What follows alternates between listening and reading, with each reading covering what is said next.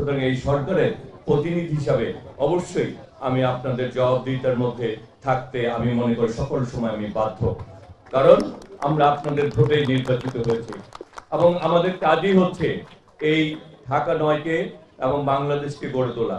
ঢাকা ৯ মানুষের সুযোগ সুবিধা বাস্তবায়ন করার জন্যই আমরা মনে করি আমরা আপনাদের প্রতিনিধি হয়েছি।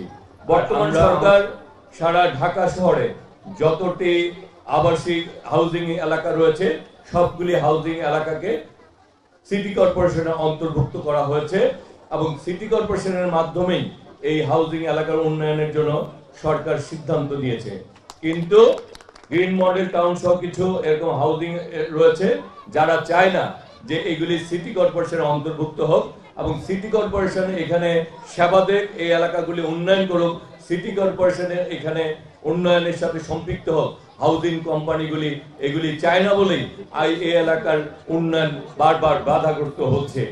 আজকে এখানে আমিন মোহাম্মদের যদি কোনো কর্মকর্তা থাকেন তাদের উদ্দেশ্যে বলতে চাই, এক হলে এই এলাকার উন্নয়ন আপনারা করেন, আর যদি আপনারা এই এলাকার উন্নয়ন করতে ব্যর্থ হন তাহলে আমরা বাধ্য হব এই এলাকার মানুষের উন্নয়ন করার জন্য যে কাজগুলি করা প্রয়োজন সেই কাজগুলি আমরা করব।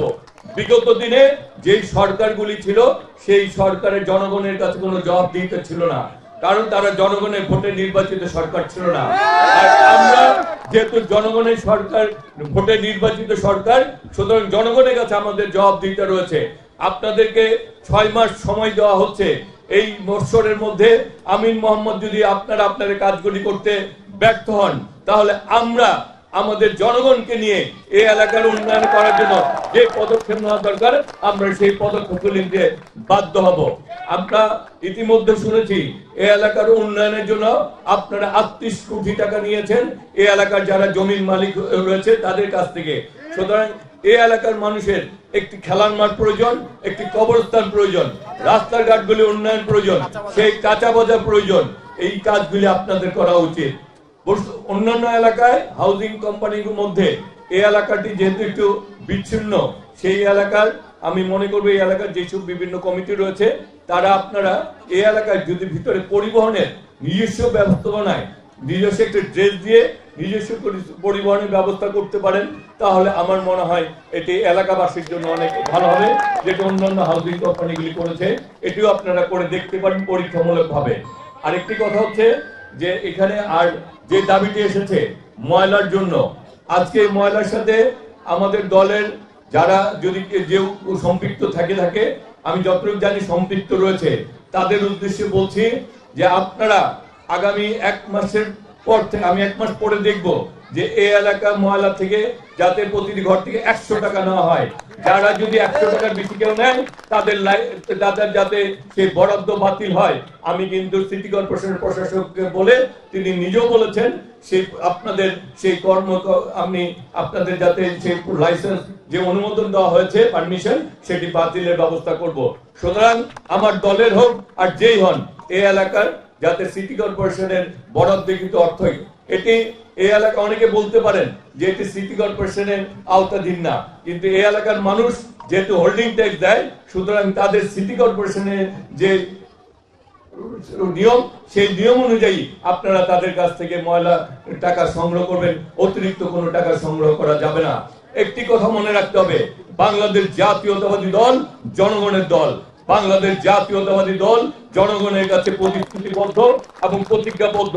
সুতরাং এই দল যারা করতে চাবে, এই দলে যারা নেতা হতে চাবে তাদের জনগণের সাথে কাজ করতে হবে। যে কাজ করলে জনগণের ভালো হবে সেই কাজের সাথে সম্পৃক্ত থাকতে হবে।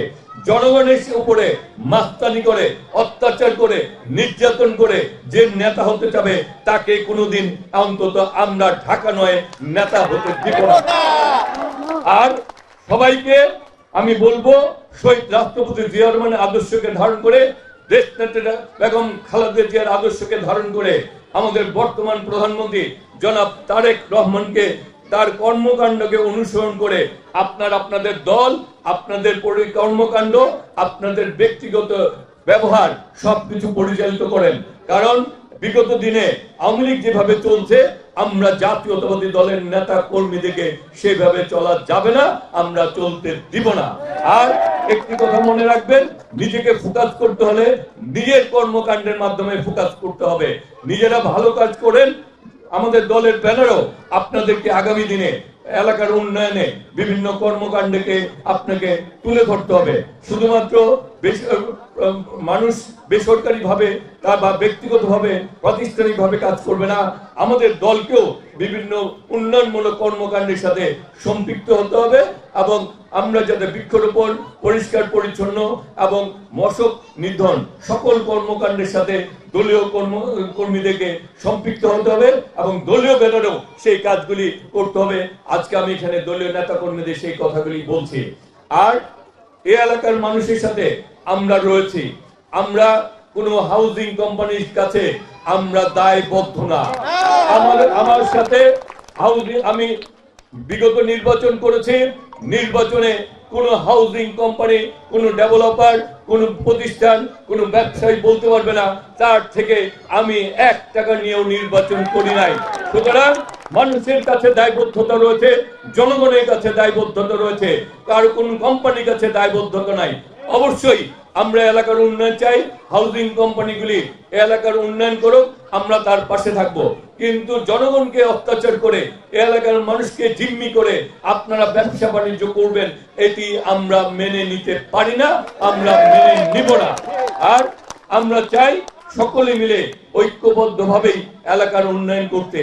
আর আপনারা যদি না পারেন হাউজিং কোম্পানি, তাহলে এটি সিটি কর্পোরেশনের কাছে, সিটি কর্পোরেশন এই হাউজিং কোম্পানি, ঢাকার প্রতিটি হাউজিং কোম্পানি সিটি কর্পোরেশন উন্নয়ন করতে চায়। সুতরাং আপনারা যদি ব্যর্থ হন, আপনারা সেই ব্যর্থতা স্বীকার করে আমাদের সিটি কর্পোরেশনের মধ্যে এইটিকে ছেড়ে দেন। সিটি কর্পোরেশনের মাধ্যমে আমরা এই এলাকার রাস্তাঘাটের উন্নয়ন করব, আপনাদেরকে কথা দিচ্ছি। সুতরাং আজকে থেকে এখানে স্পষ্ট কথাগুলি বলে গেলাম। আগামী দিনে আমরা চাই আমরা সকলে মিলে এলাকার মানুষকে উন্নয়নের সেবা দিতে, এলাকার মানুষকে আমরা ভালো রাখতে চাই, আমরা চাই।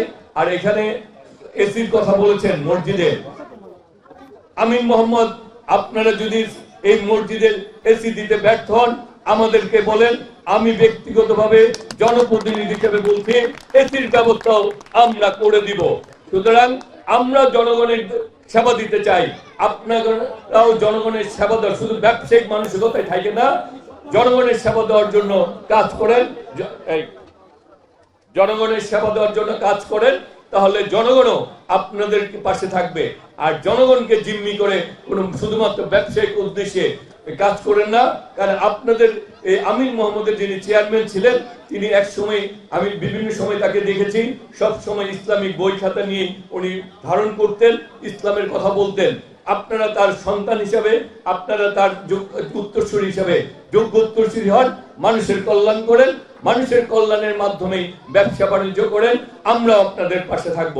সুতরাং আগামী দিনে আমরা এমন এক বাংলাদেশ চাই যে বাংলাদেশে প্রতিটি নাগরিক বলতে পারে এই বাংলাদেশের মালিক সে, এবং আমার যে অধিকার একজন নাগরিক হিসেবে সেই সমান অধিকার ভোগ করছে, সেই বাংলাদেশকে